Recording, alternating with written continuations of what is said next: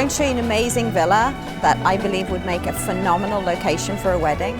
But I think what's really important is understanding the infrastructure around that and the areas outside of the villa itself. So I'm about 500 meters from the villa, and behind me, as I said, is the Bay of Naples. I think what's really important in choosing a venue is also understanding the area, whether it meets all of your requirements and your guests' requirements, and also thinking about transportation for them and the entire guest experience. Here in Sorrento and close to Villa Astor is an abundance of really good hotels that are all within walking distance. So that side of accommodating people and transporting to and from the venue is incredibly easy. Sorrento for me was a really pleasant surprise. I'd heard a lot about it and hadn't come down until quite recently, and it was always kind of overshadowed by the Amalfi and other places in the south of Italy. And I was expecting it to be kind of very touristy, but I found it to be really interesting, really authentic and full of great bars and restaurants. So in terms of, guests having things to do in the area, there's certainly an abundance. I think what's really useful for you to see is exactly what's outside the gates as well. And these little streets, of which there are numerous, it's all possible to travel by car, obviously carefully because they're very narrow. But this is the last bit of the approach to the villa itself, and just in front of me on the right are the villa gates. So this is the main entrance into the villa itself, which I think is a surprise once you come down these little streets, and then it just continues to surprise you as you go throughout the garden. I'm going to take you through the flow of the outside spaces in how I suggest could use them for an event.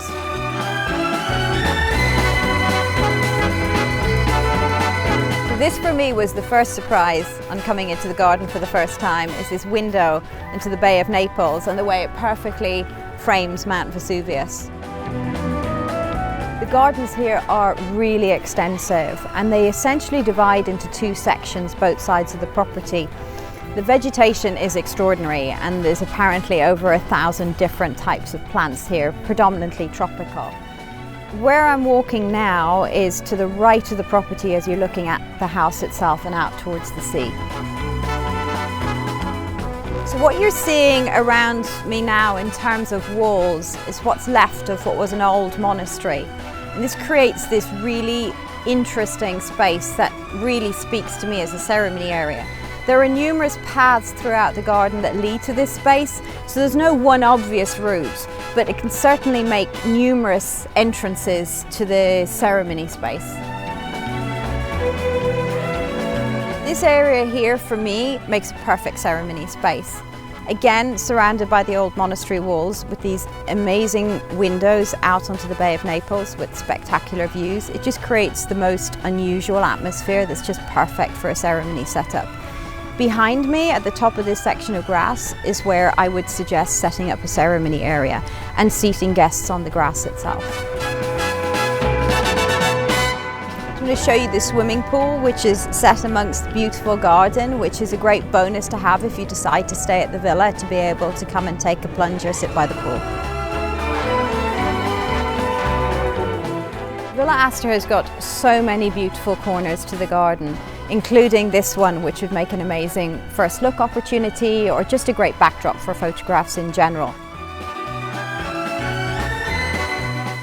We are immediately in front of the villa where I'm standing now, in this sunken garden area that could be used for either a welcome cocktail, or as you can see, it's got kind of raised beds and interesting things happening here. It could equally be leveled off with a floor and used as a ceremony space or as a dining space, so it's actually really versatile.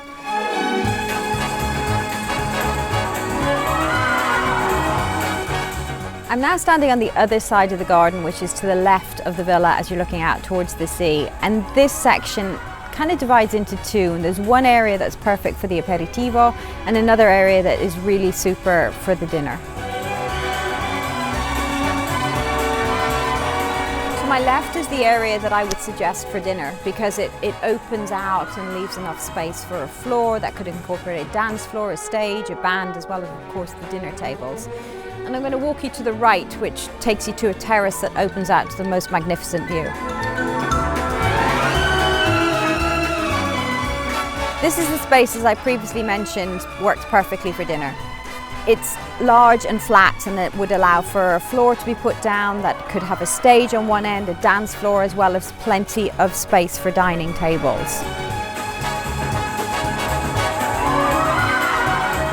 terrace, I think, makes a perfect aperitivo location, overlooking Marina Grande in Sorrento and also the Bay of Naples, as well as Mount Vesuvius.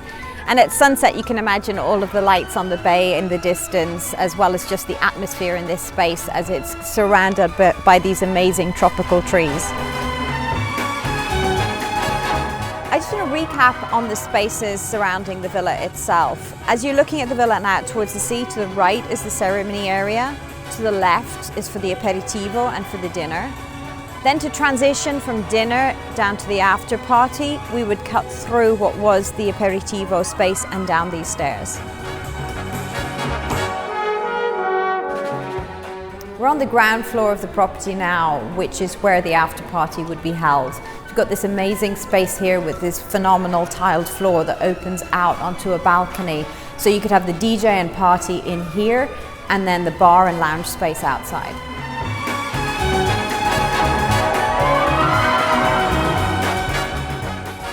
This is the entrance hallway in Villa Astor. As you can see, I'm surrounded by really interesting marbles and stone carvings. They were actually a collection of one of its most famous owners, Lord Astor, back in the early 1900s. And in fact, there's a private museum here en suite. So the villa is incredibly unique from that point of view.